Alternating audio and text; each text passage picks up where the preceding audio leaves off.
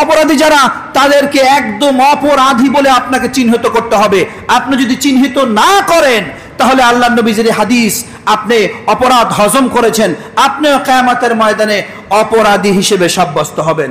এজন্য অপরাধ যেখানেই দেখব আমরা প্রতিবাদ গড়ে তুলব, আর যেখানে অপরাধ দেখব যা পারি আমরা আমাদের সামর্থ্য অনুযায়ী মুখ দিয়ে বলবো, আমরা বাধা প্রদান করব।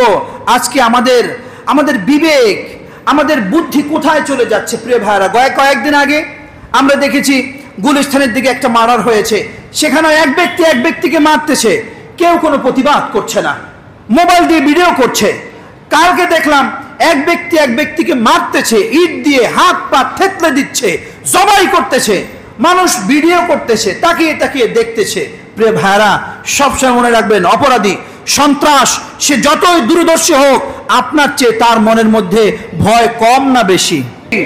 ও যত বড়ই দূরদর্শ ডাকাত হোক না কেন, আপনি একটু প্রতিবাদী হন। প্রতিবাদী হলে ওই অপরাধ বন্ধ হয়ে যাবে। ও একটু ভয় পাবে যে না, খোলামেলা এভাবে জবাই করা যাবে না, খোলামেলা একটা মানুষকে গুলি করা যাবে না, খোলামেলা হাতে অস্ত্র নিয়ে চলা যাবে না। আজকে আমি অস্ত্র নিয়ে চলি, কালকে আমার ঘরে যে সন্তান জন্ম হয়েছে ওই সন্তানও অস্ত্র নিয়ে চলবে। জোরে বলেন ঠিক কিনা? প্রিয় ভাইরা, এই চরম বিভৎসকর ইতিহাস আমরা আর বাংলার জমিনে দেখতে চাই না।